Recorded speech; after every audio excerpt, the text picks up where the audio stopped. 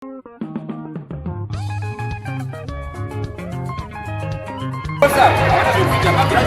week we are in Mondoro, where we're talking to trailblazing. No party should justify their looting as saying we are busting sanctions. Those people who tortured me, the people who abducted me, this was paid by government. Where I was persecuted for basically exposing corruption is that the corrupt are the ones that have power. I don't think they fulfilled their election promise. Number one, you see the issue of human rights violations. Change of leadership is those who are now in charge. We are the leadership. That's why ZANU even responds. They behave like an opposition. Behind all that noise that you see, there are NGOs who are fueling. Someone who was paying for 30 chickens that she bought for my In Cholocho there's hunger, in Lupane there's hunger. All the citizens must converge, like what happened in Zambia. Atigone kuita against Urumende. If Mary Chiwenga needs a lawyer and she comes to me, I don't see why I should not represent her. We cannot have a situation where the nation is poor and certain individuals are richer.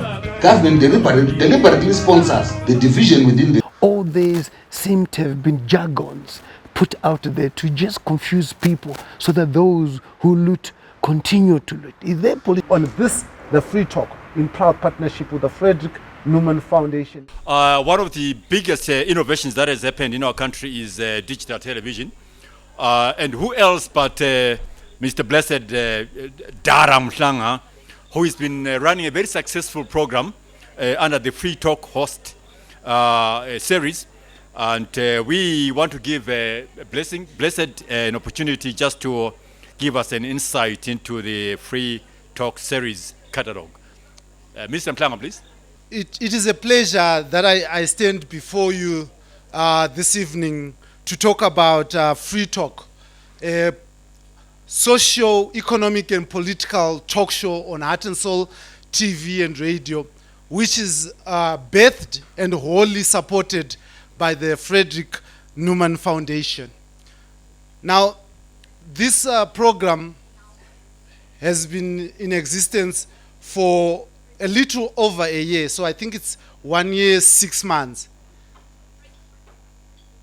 It's just 1 year, 6 months, and before I came here, I was looking at the statistics. So in the past 1 year, 6 months, where we've been holding this show, one episode every Thursday at 5 p.m., we have reached on 4 million viewers on our social media pages.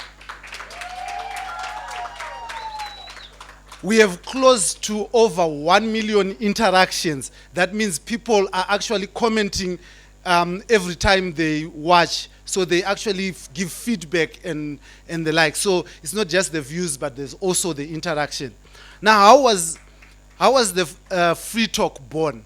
So you've all heard about all the amazing work that is being done by other sectors. The China's influence in intelligence in Africa. The picture book by my wonderful sister, Ain Mpalume. Where is she? The book was just launched, but she never stood up for people to see her. Ain, can you just please come through?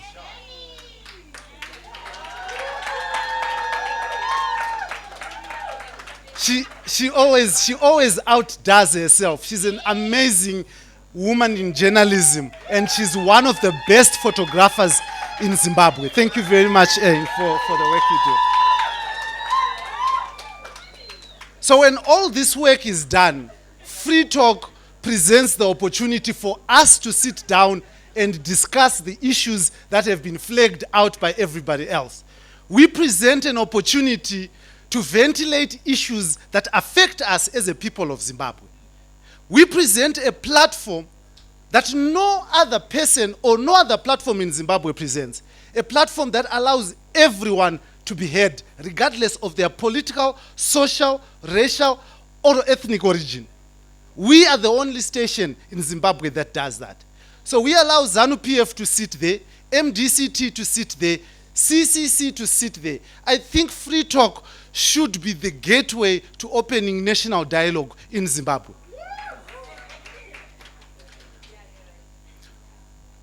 But behind me, I am the face. I am the person who sits there and talks to the guests. But behind me is an amazing and lovely team led by amazing and wonderful women, not men.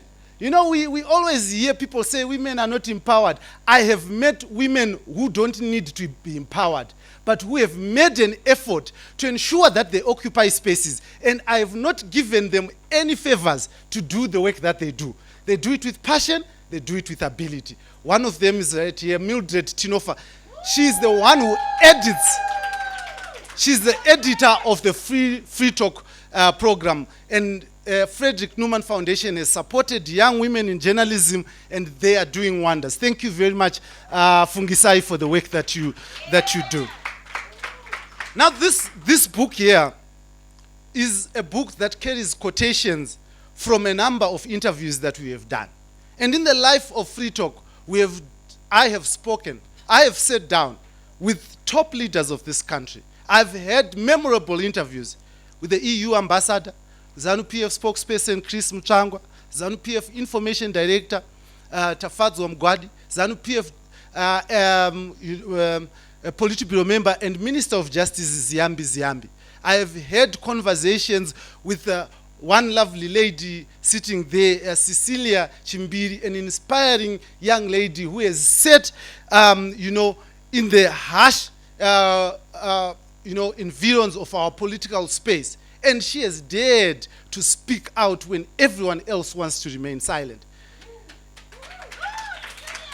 This is something that you cannot fold. So I just want to read a quotation that we extracted from Cecilia's interview, which is carried in this catalog. And it has been a wonderful and most amazing experience. But the most beautiful thing about the work that we do is that Frederick Newman Foundation has never sought at any given time, even if they fund this program, they have not any given time sought to control the content that we give out. Not a single day. So we just tell them that this is what we are doing, and they ask us of one thing. Please be balanced, stick to journalism ethics, and always make sure everyone is heard. And we do that with pride and with passion. And I'm sure you can see the passion that I have. So Cecilia, on the 2nd of September in 2021, I sat with her and she said, I am driven by an unshakable belief that change is possible in this country. I am driven by and inspired by the young people who journeyed and took a decision during the colonial era that enough is enough. Those are the people I draw inspiration from.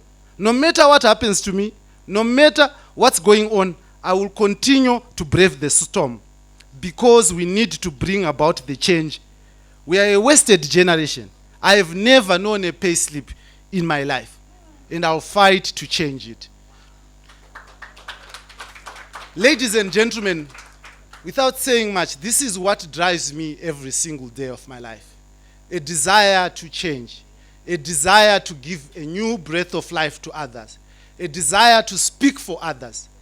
I can send my child to a good school. I speak not because I'm poor. I speak not because I'm hurt. I speak because if my generation is hurt, I am hurt. I speak because I have the voice, and I will speak for those who can't speak. This is why FreeTalk is the talk show of today, is the talk show of the future, and it is the dialogue for Zimbabwe. I give thanks to Frederick Newman Foundation. I give thanks to Fungisai Stole for the work that she has done, bringing for us when we sat together to bring out this to life and fruition. And I thank Herbert and my wonderful sister Barbara there for all the work that you have put together to make sure that this work. I thank you this evening. Thank you very much, and keep supporting us. Yeah, especially FreeTalk was one of the projects we were presenting today.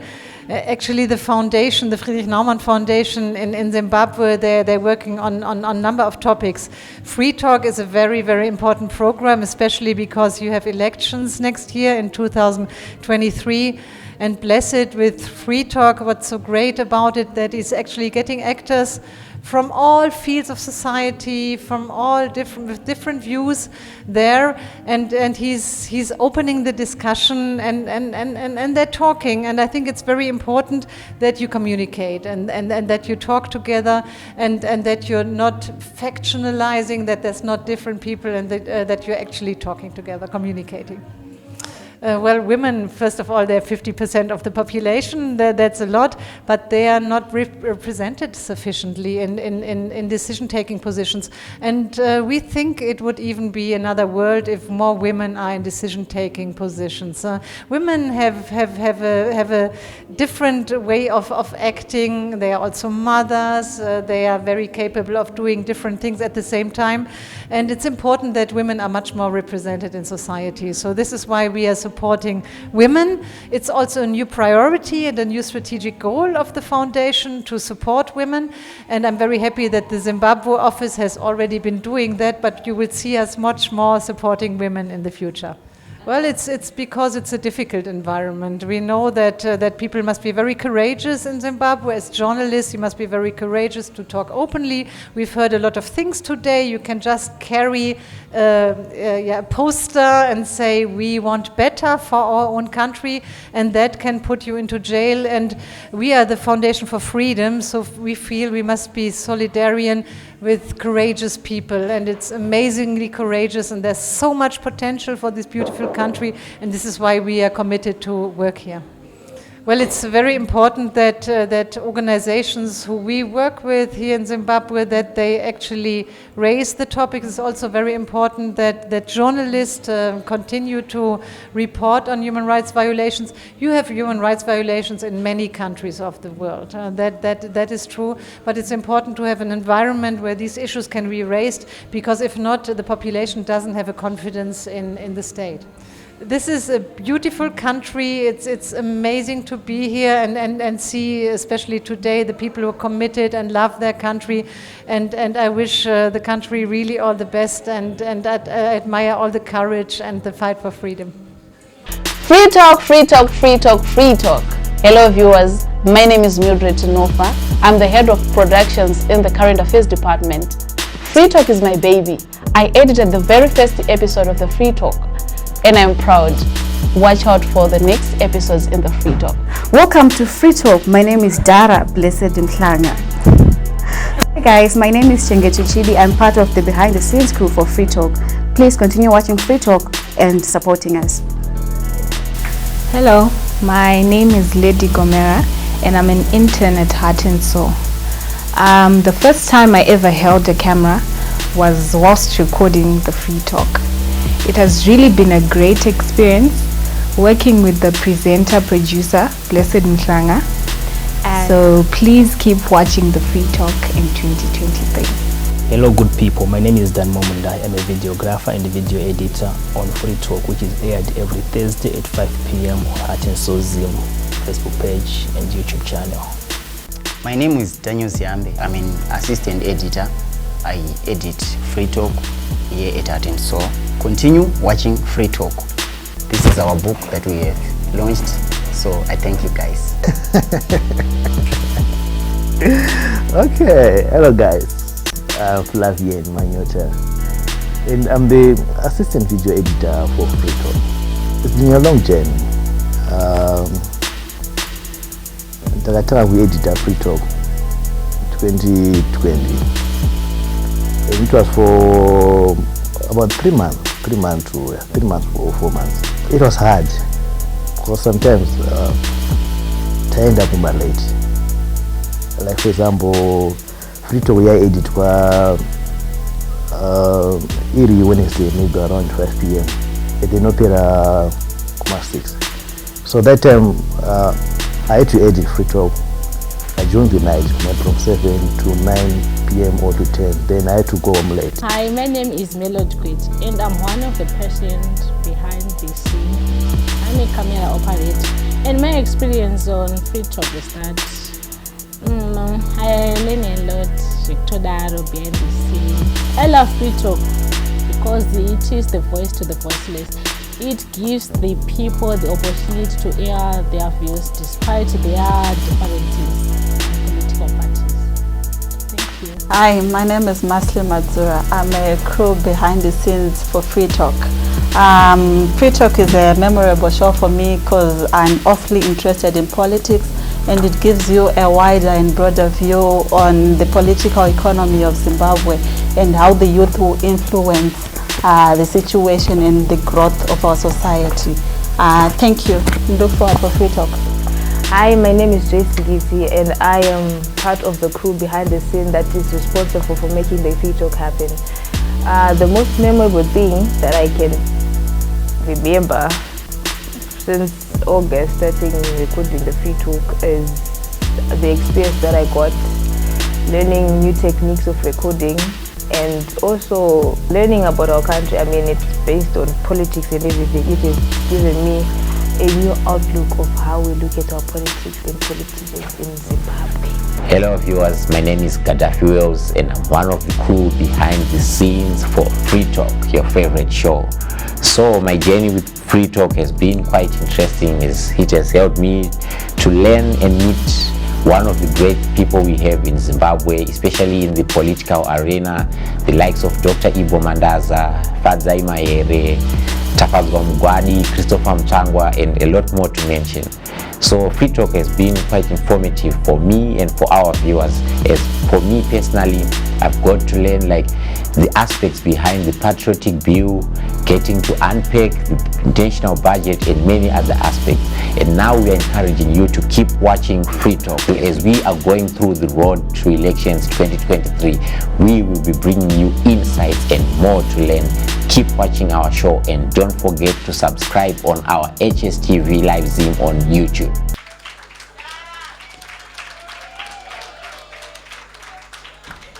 He's a very passionate young man. I once met him at a famous funeral of one friend of ours called Alec Magaisa. And I said to him, you are Dhara, but I'm more popular than you. He said, no, you're Dhara, I'm Dhara. And it's a kind of an interesting scenario. Thank you very much for this wonderful talk series, Fungi. I was just looking at that picture. I was saying, gee, these guys look like friends. So what's the big deal? But anyway, that's for another day. We all have heard of young Namatai Kwekweza, very vibrant, bringing to life the passion of the young people. So Namatai is going to give us an insight of what she feels Zimbabwe needs for the 23 elections from a youth perspective. Namatai.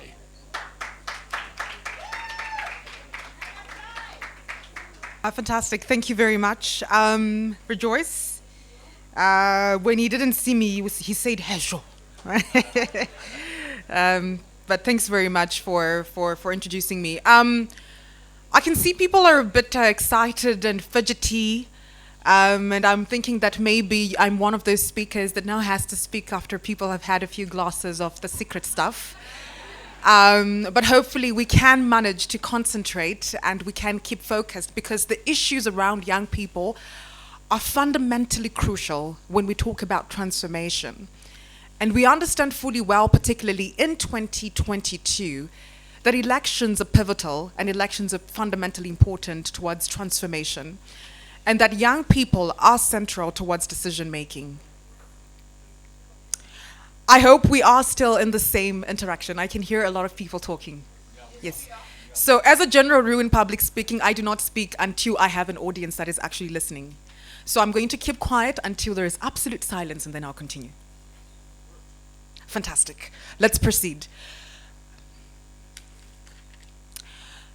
I'm really inspired by the work of a particular man called Steven Levitsky. He wrote a particular book. It's called How Democracies Die, right? And in this particular book, he describes a scenario in which gone are the days where democracies die in this grand, spectacular way, where there are guns and bullets and people getting shot at. Nowadays, democracies die in a very different way, which is more systemic, which is more gradual and incremental. He talks about how in modern day times, a particular shift in the law, a particular introduction of a particular statutory instrument, the reintroduction of something in the judiciary system could be cumulatively steps that are leading towards the downfall of a particular democracy. Now, we are living in 2022 in the post-COVID era, where not only in Zimbabwe but across the world, democracies have been shrinking. And fundamentally, we reflect on this from the place of elections, because they are also crucial in this democratic discourse. And as Zimbabwe moves towards the 2023 elections, we must reflect on the gradual and incremental steps, measures that have been taken towards regressing our democracy. We fundamentally reflect from 2017, where there was the coup that was not really a coup. We remember fully well that in those particular circumstances, one of the things that had been introduced was Constitutional Amendments Bill number 1, which fundamentally targeted the judiciary. Fast track, we moved to 2019 in December. Constitutional Amendment Bill number 2 was also then introduced. And we fundamentally criticized what it was targeting, and I've always argued that all of that was election aggravated and election motivated. We saw that in Constitutional Amendment Bill number 2, they went after the legislation, they went after the judiciary, and fundamentally, crucially ensuring that a particular man by the name Chief Justice Malaba kept his job so that in 2023 he is still there in office. All of these are gradual incremental steps that have been taken towards the election. Fast track, we move on to 2021-2022. We have the reintroduction of the National Youth Service, a violent militia group that was known to abduct, murder, rape people in the early 2000s. All of this is happening. We are watching, we are seeing it happen. We have the enactment of draconian pieces of legislation. We have the Cybersecurity and Data Protection Bill, which eventually became an act, fundamentally to stifle the freedoms of expression, and particularly online. All of these are measures that are being taken, and fundamentally they are targeting young people. So that being said, we can say arguably that since 2017, when the military came, stuck around for a little bit and were eventually told to go back to the barracks, the only thing that they did was to go back to the barracks, leave their uniforms, and then come back and rejoin society. We are seeing military presence in the Zimbabwe Electoral Commission. We are seeing military presence in the agricultural system. We are seeing military presence in the healthcare infrastructure. Everything is gradually becoming militarized. Now, with all of these stifling of democratic freedoms, I'm fundamentally having to revert back to the liberation struggle. And recently, at Crisis Coalition, I gave a talk at the memorial lecture of Samora Machel. Samora Machel would say, "A luta continua." I loved the sound of that. And he kept on saying "a luta continua" as the rallying cry of the Frelimo party, because they believe that the struggle continues. And in Zimbabwe, the struggle must continue, because we must fundamentally reflect that there were young people who went to war to fight for dignity, to fight for freedom, to fight for the freedoms to be able to dream, to explore human potential and to maximize on it, to live in a society where you can actually dream and become what you dream of. But all of that was stifled when we go to 1980. And we are inherently the generation that has inherited a lot of that bad legacy. And what is truly sad is for some of us Gen Zs who were born close to 2000, we have never seen a normal and functional Zimbabwe. So the election for us is very important, because gone are the days when we'll take arms and go to war. Today we have to grab ourselves, go register to vote, vote and vote wisely. We are no longer in a time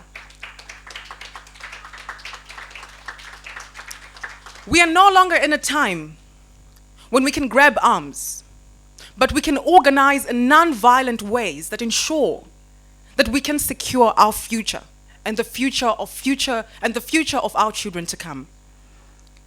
That being said, it is fundamentally important for us to be reflecting about 2023, because the situation, true to say, has reached another level.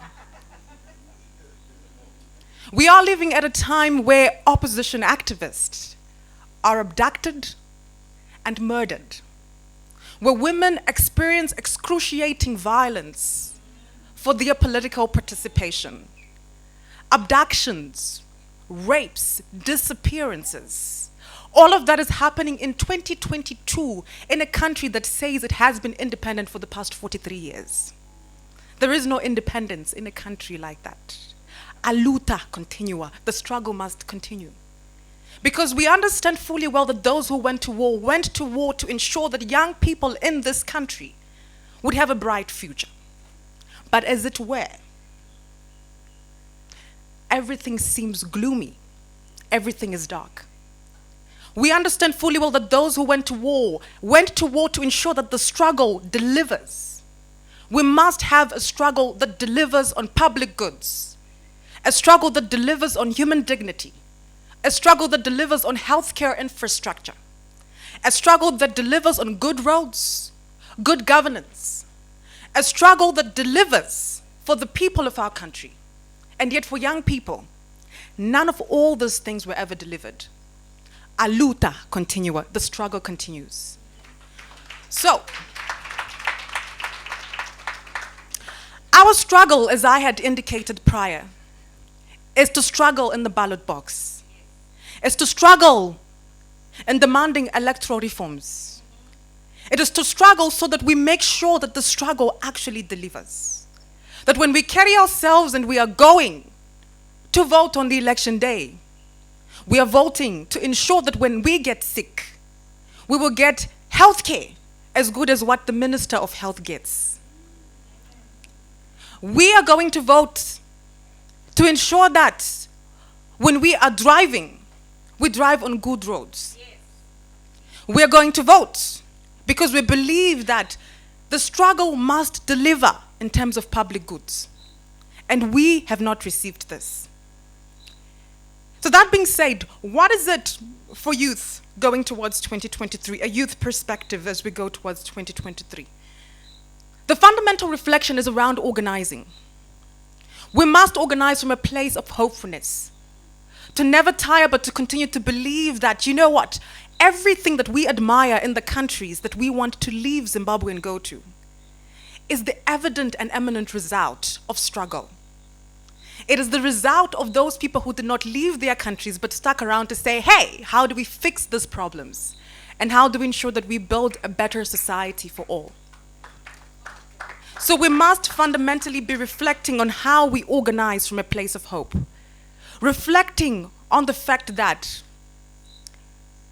democracy is not a sport for spectators. It is about those who show up. It is about those who participate. We must begin to have critical conversations around violence, critical conversations around electoral reforms. It does not matter that it is too late for 2023. We still want them in 2028. We must have critical conversations and reflections around how people who have divergent political opinions and views are treated. We must have fundamental, crucial conversations around how every kind of dissident is being crushed.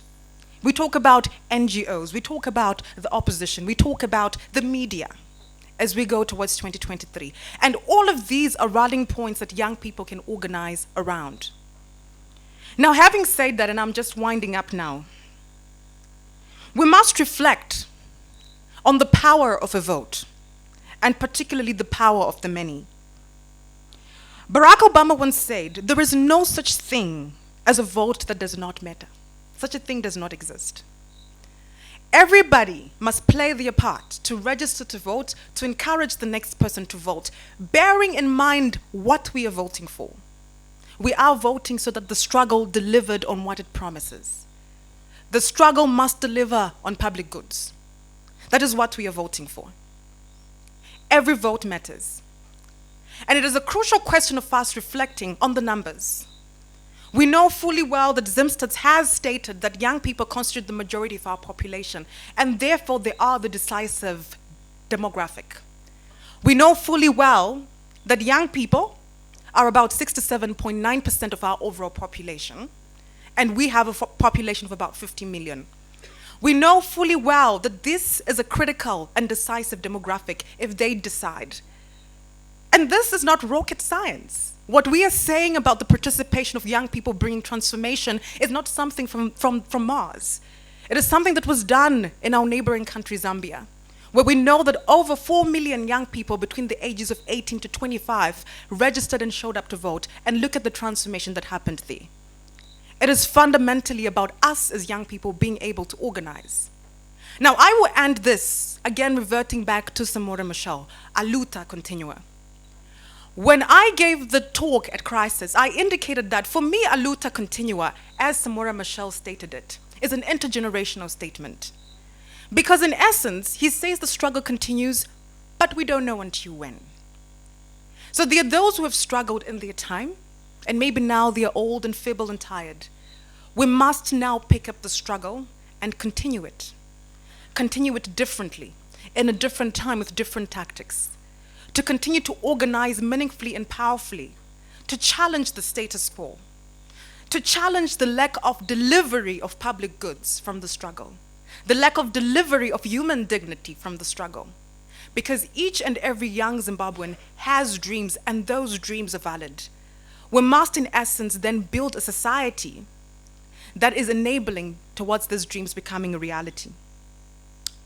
So I will close up at this. This is my last point.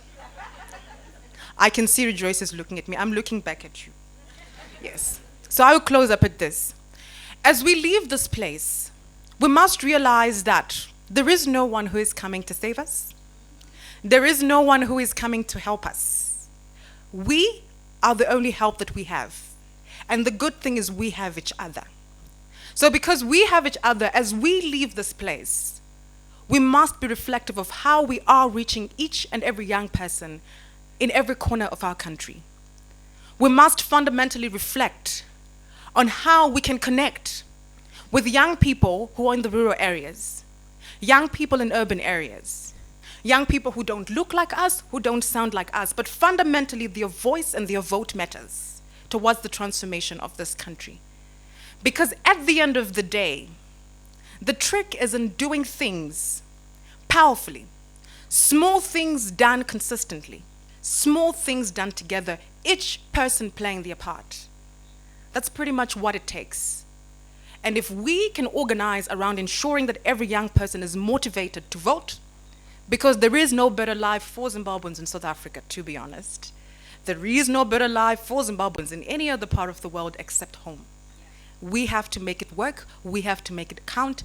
Let us organize and let us make Zimbabwe better for us as young Zimbabweans. Thank you very much. Thank you so much, Director of Ceremonies. Thank you, FNF, for the invitation. I'm pleased to meet numerous friends here and new faces. We'll be meeting more and more in the coming days. So I was asked to give a commentary on the photo book, but also to speak briefly about how our justice system could improve, promote, and protect rights. So you will realize that we now operate in the digital age. So I think this is the context of this conversation. I will delve into the issues of justice and human rights in subsequent slides. But I just thought I would briefly refer, next slide please, briefly refer to this concept of the digital age. That's basically what Chris and his team were attending to. Because we operate in an age or a time in the history of this world when our lives are centered on computers, the phones. I see Nompilo has been unable to lift her face. She's continuously on her phone. Good to see you, Nompilo. So that's computer technology, and we constantly must interface on that platform. And it has, of course, expanded the possibilities for many of us to enjoy our rights. There's so much freedom on these digital platforms. Some say too much freedom, though I personally struggle with the concept of too much freedom. I think freedom is freedom. I can't conceptualize having too much of something that is good. And of course, there must be railguards, balancing mechanisms that protect those who enjoy this newfound freedom. But as we enjoy these new horizons and platforms to enjoy freedom, there are also significant limitations that come with it. The most significant realm of freedom in the digital age is, of course, free expression. We are able to communicate beyond the limits that we previously thought were extant on the field of communication. And the researchers did make mention of the increased surveillance. And I thought it has in a way become easier for repressive governments to clamp down on citizens. Whereas in the past, you had hundreds or thousands of men and women in dark glasses. Virtually all jurisdictions to come up with new laws that speak to free expression on the digital platform. And some of these laws are very controversial, not just in Africa, but also in the developed world. I see this research makes reference to China, but the West also has on its statute book numerous laws that are very controversial for those who advocate media freedom and freedom of expression. And the regimes that are in less developed nations will cite the laws in the developed nations and say, look, even in Europe, even in America, you have laws that limit the rights of citizens. So it's become a bit complex to enforce these rights. And we have had our own new law coming on stream to address this whole issue of digital rights. And we have seen already some media practitioners falling victim to the application of some of these laws. So 2 August 2022, we heard about the arrest of Wisdom Mudzingairi, the editor-in-chief of Alpha Media Holdings, and Desmond Chingarande for transmitting false data intending to cause harm. These are new laws that we did not hear of in the past. Of course, the criminal code dealt with computer-related crimes, but you find in the Cyber Security and Data Protection Act a whole new regime of statutory provisions that are a challenge to those who seek to exercise their rights to express themselves. Then we also had a few weeks ago, Hope Chizuzu also being arrested under the Data Protection Act for intending to cause harm in violation of the statute.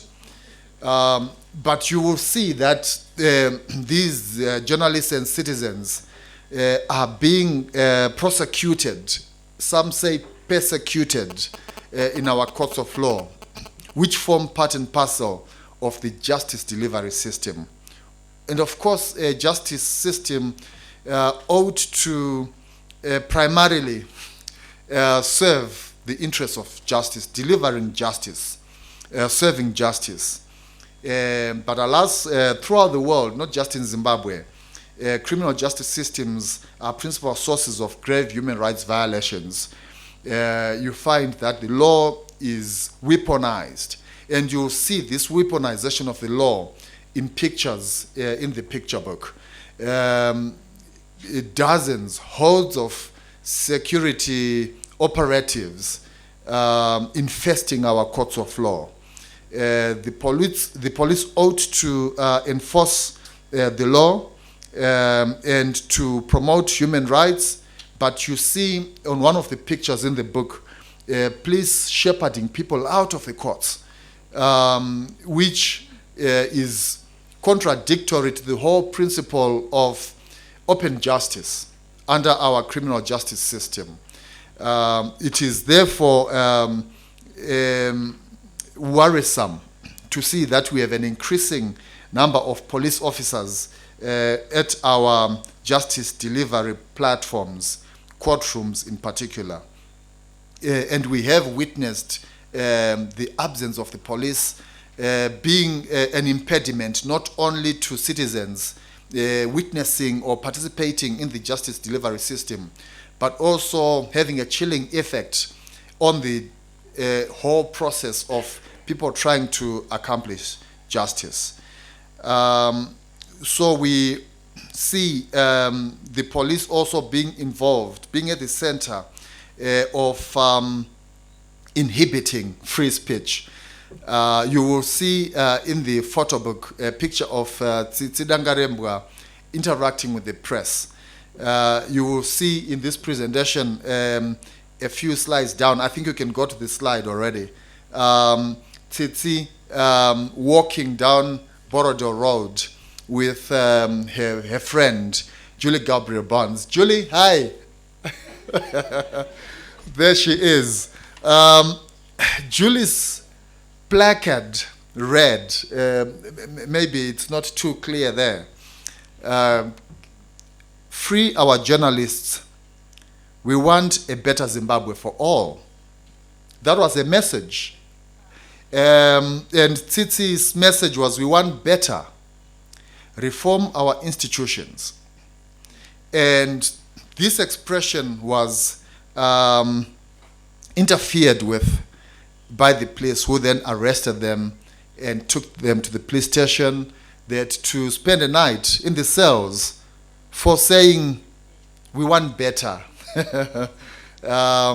And I think the photo book will perhaps make the point that perhaps we have a point. Perhaps we have a problem in the manner in which our criminal justice system is being managed. So they stand convicted. They are appealing to the High Court, and we can discuss further the merits and demerits of their case once their case is completed. But you'll see on the next slide, we have a few other examples of citizens who are also in trouble for expressing themselves. So Fadza Mahere is being prosecuted for tweeting. You see her picture in the book. And you will also see a whole range of legal practitioners or human rights advocates flying, literally flying. I'm thinking about the picture of Doug Coltert. For the attainment of justice. I'm so happy to see some of the victims of our system here. I met Cecilia. I said Julie is here. Tsitsi is presently out. Is Namatai here? Yeah, so we have numerous citizens who have been subjected to one form or the other of harassment as a result of simply exercising their rights. It is not only those who are featured in the book who have been victims of our flawed system of justice delivery. These are representatives and they have stories to tell, and those stories are representative of the stories of numerous others. I made reference to legal practitioners who've been heroic in advancing the cause of human rights. You'll see Jeremiah Bamu there, you'll see Tendai Biti and other lawyers. They feature constantly, these lawyers, on some days as legal representatives or as advocates. Then on the following day, or sometimes even on the same day, as accused people. Yeah. So it has become dangerous for many, not just for ordinary citizens, but also for practitioners of the law. So the quest for rights, for human rights, is not just for defense counsel or lawyers. It is for, in terms of the Constitution of Zimbabwe, every person. Every person has an obligation to protect and promote human rights. And the Constitution, Chapter 4, is very specific that every person includes all juristic persons, organizations. FNF has done its part. It's a juristic person in Zimbabwe. And individuals, all of you who are here, all institutions and agencies of government at every level, they must respect, protect, promote, and fulfill the rights and freedoms set out in this chapter. And one of the freedoms that are set out in Chapter 4 is freedom of expression, freedom of the media. So the Constitution compels or calls upon all of us, particularly including the courts, which are at the center of the justice delivery system, to respect human rights and to respect those who seek to express themselves, particularly when they do so in a peaceful manner. And Chapter 4 of the Constitution binds all state and all executive, legislative, and judicial institutions and agencies of government. It's clear, therefore, it goes without saying that our courts of law are bound by the Constitution and must respect the rights that are set out in the Constitution. And I thought it's also important to restate, for the benefit of us here, but for the benefit also of those who run the justice delivery system, who might be listening or who might come across the outcome of this conversation, that Section 46 of the Constitution provides that when interpreting the Constitution, a court, tribunal, forum, or body, or anybody must give full effect to the rights and freedoms enshrined in the Constitution. They must also, in the interpretation of the Constitution, ensure that they promote the values and principles that underlie a democratic society based on openness, justice, human dignity, equality, and freedom. It is important that these are at the center of the interpretation of whatever laws are applied to the citizens. Tsitsi and Julie are being charged under the criminal code for inciting violence by calling for better. So we ought to ensure that our justice delivery system is fully alive to the provisions of the Constitution. What is also very odd about the cases of Tsitsi and Julie, Fadzai, Cecilia, and many others, is that they are being tried in an anti-corruption court. If anyone here can make sense of this anomaly, please help us. How is it corrupt for someone to say reform our institutions?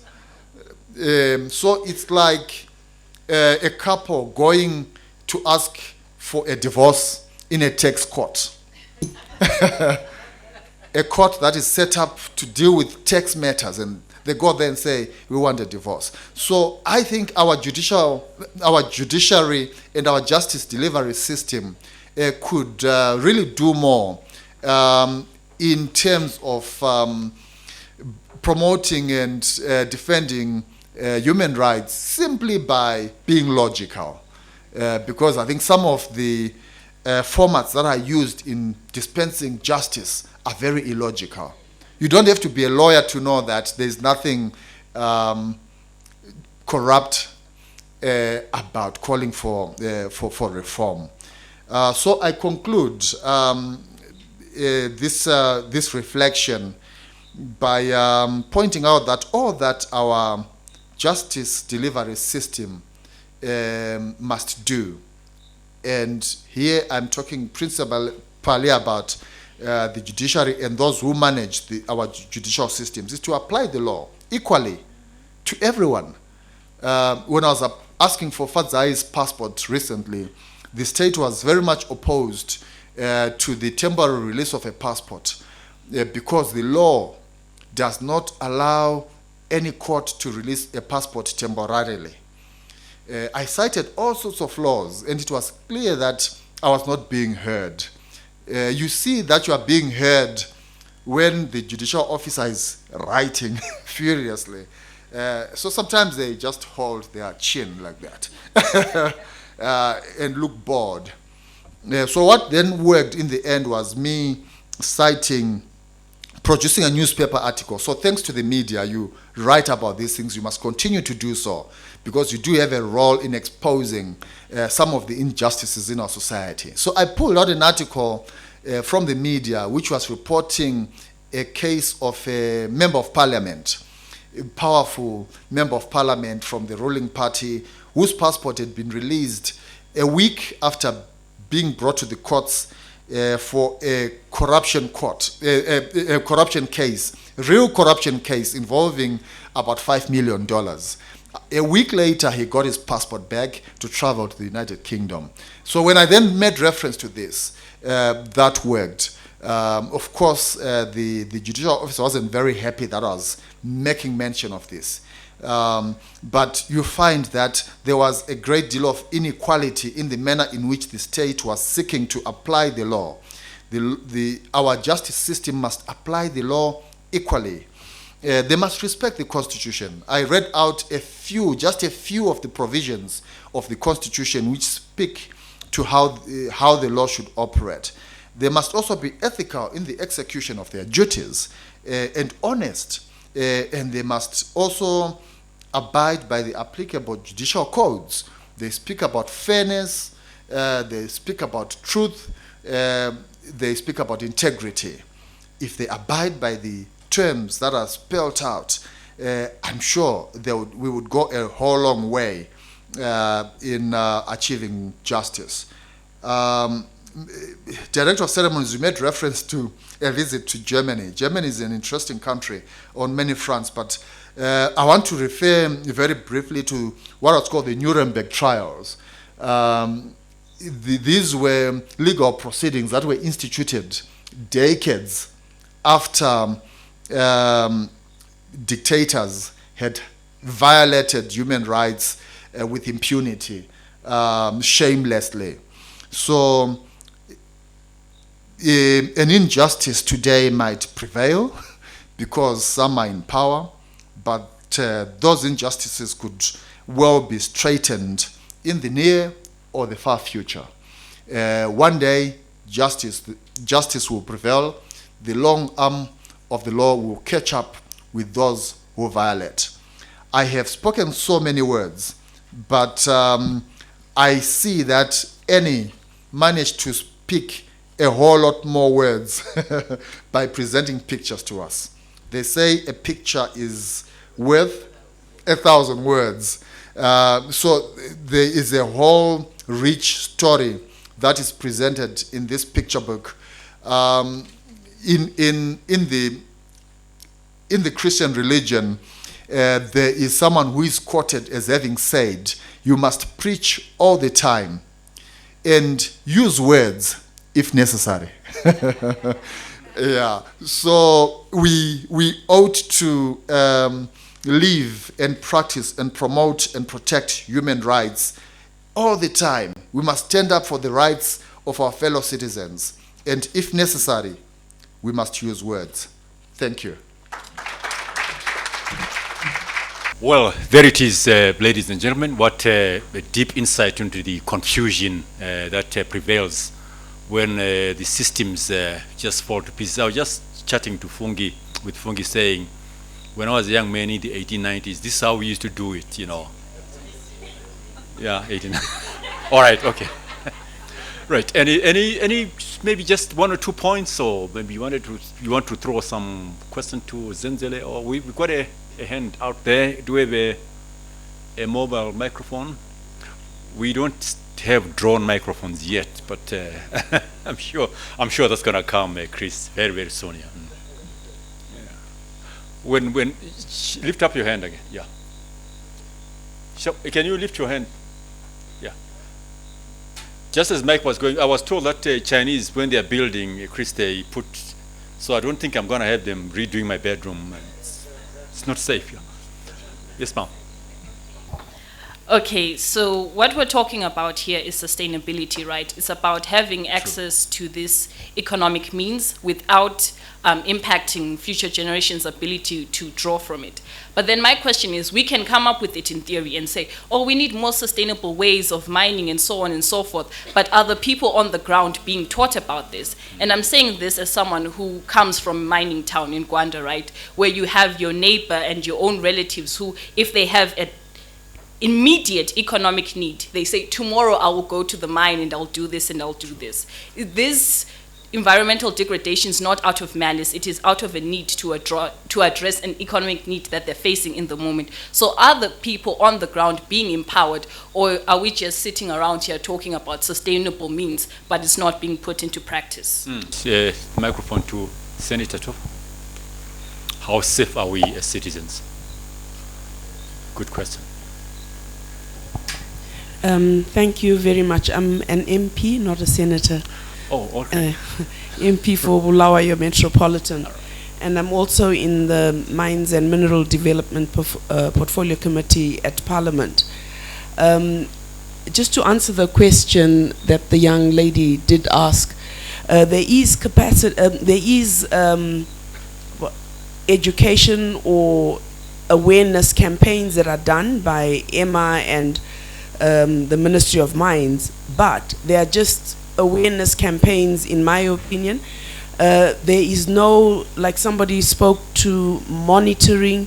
There is no capacitation for those institutions to actually carry out their mandate. So you'll find like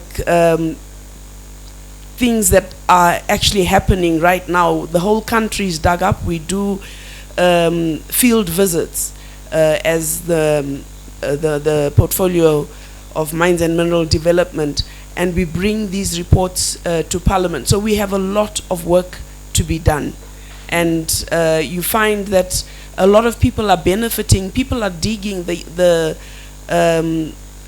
citizens or the communities are digging, like she says, for immediate needs, but they only get but a fraction of what they've actually dug for. Maybe, I think it's about 30%, if I'm not mistaken, and the rest it goes to the person that didn't do any work, that has just come with the money. Amazing. So it's something we're working on, the Mines and Mineral Amendment Bill, but it needs implementation.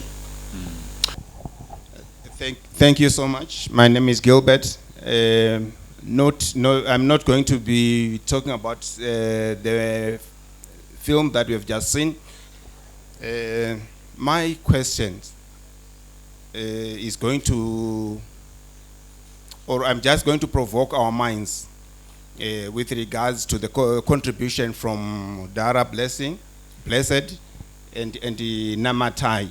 True. And I'm going to juxtapose this with the first contribution on the digital surveillance, and as citizens to see where we are, where we can be with regards to the security of the person. We've heard Dhara Blessed saying they can generate a viewership in excess of 1 million at any given moment, and conversations in excess of 4 million people. This is data that is generated through the net. As citizens, how safe are we against digital surveillance with the incoming artificial intelligence, where it is easier to pick a person's facial features in the street, with the Chinese coming in? How safe are we?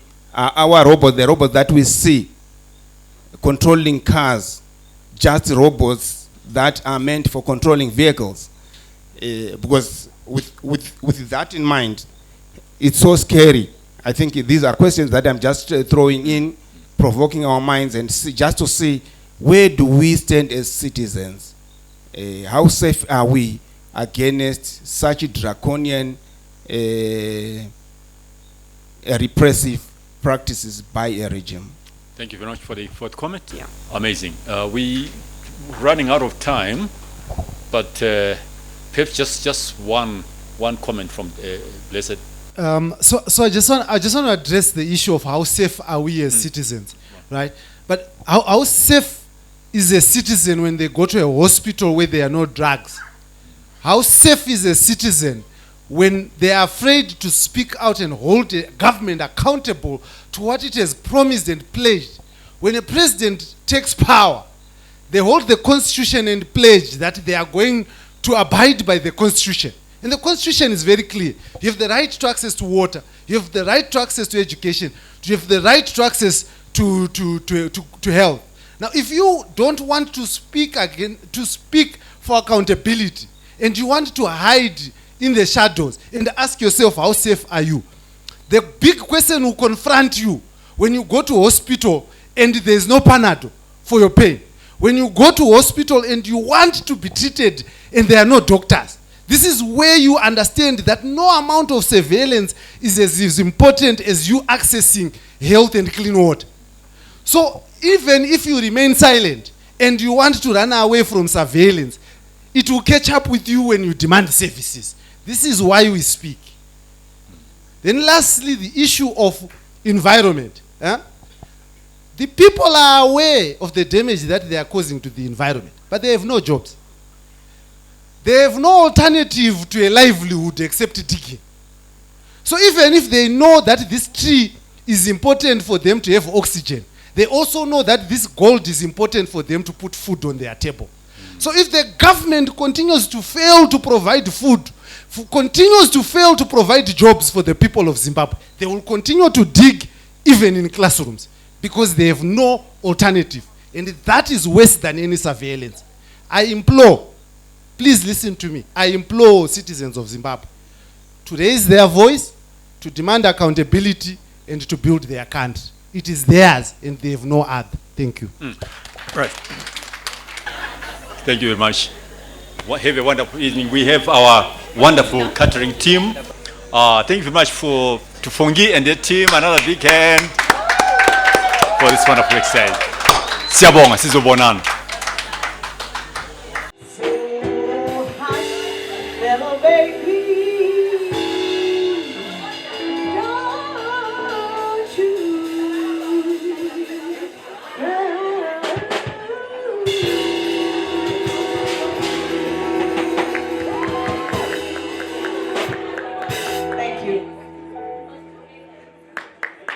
Thank you so much. Thank you so much for having us.